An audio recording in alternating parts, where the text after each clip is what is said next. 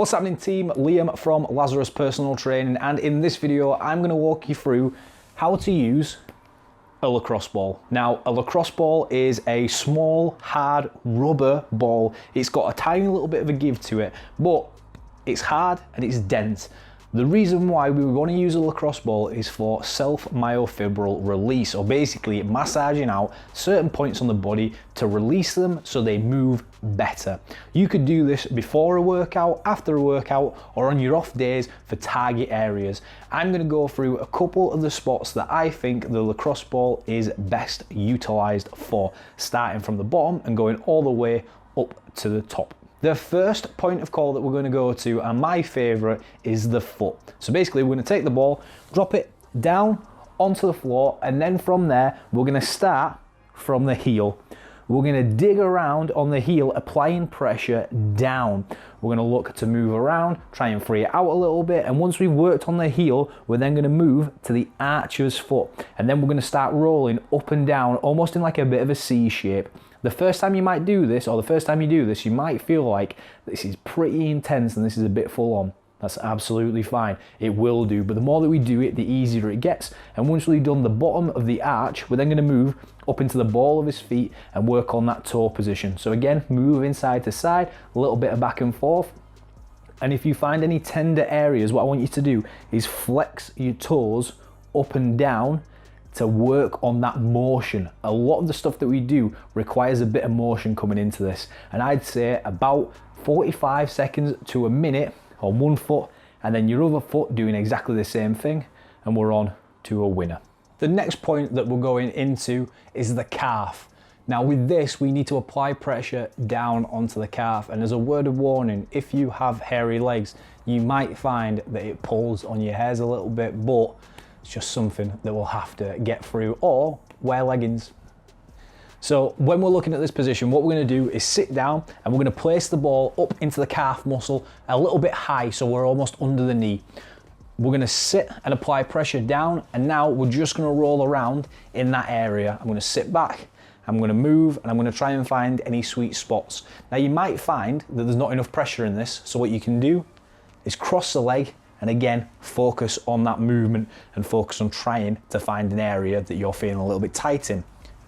Once you find an area that needs a little bit more attention, we can then start to move the foot up and down. We can roll it and roll in the opposite direction. You might find you're a little bit tighter on the outside, and again, yeah, you can move around in that area. And again, we're looking 45 seconds to a minute on one side, and then your other side.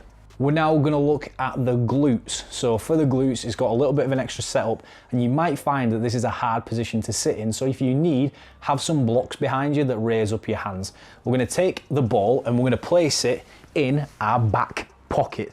So here, if I've got my waistband and where my hips are, I'm slightly below that into the bulk of my glute muscle. So I'm going to sit down, I'm going to place it into my back pocket, and then I'm going to sit onto it. This might already feel like a little bit of tension, and I want you to relax out the leg that you're working on here. But to get a little bit more out of this, and the way that I prefer to do it, is I will figure four my leg, so I'm completely up and off.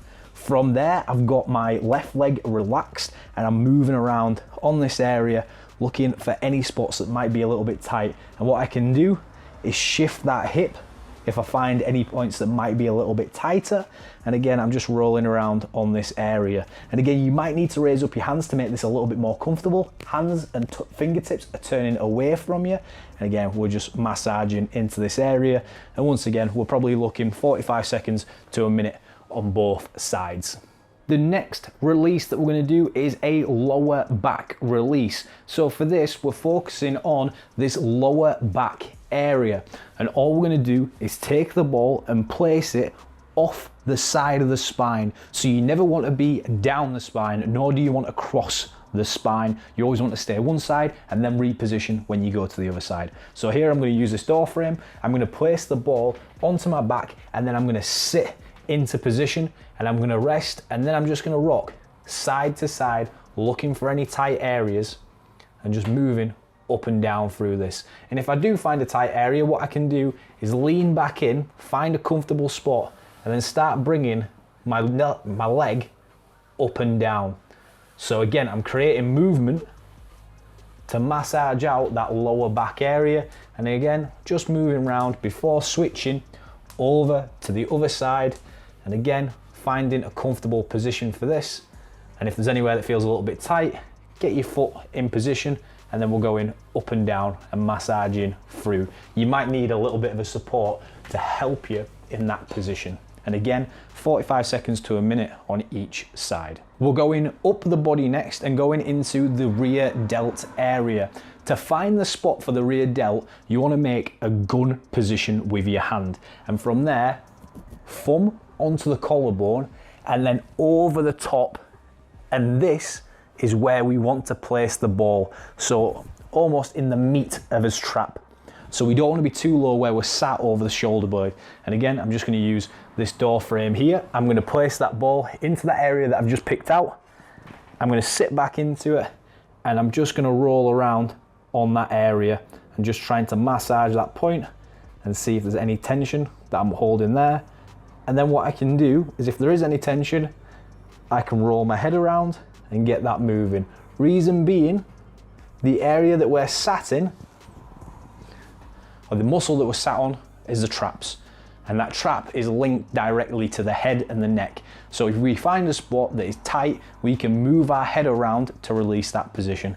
Again, you do it on one side, then the other side. Again, 45 seconds to a minute, depending on how tight you're feeling. After that, we are going into our chest and shoulder position. Now for this one, if we're looking at our pec, we're going more up to the outside of the pec, going over into the shoulder. But we don't want to be sat on the shoulder joint itself, we want to be slightly in.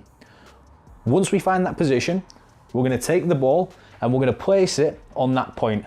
I would definitely use a door frame for this position. So we're going to go in, a slight lean forward into it. So I've set myself up at a split stance. And again, I'm just going to roll through this a little bit. And again, if I find any points that I'm feeling tight in, what I can do is start waxing my arm up and down. So again, I'm creating motion. I'm creating some movement.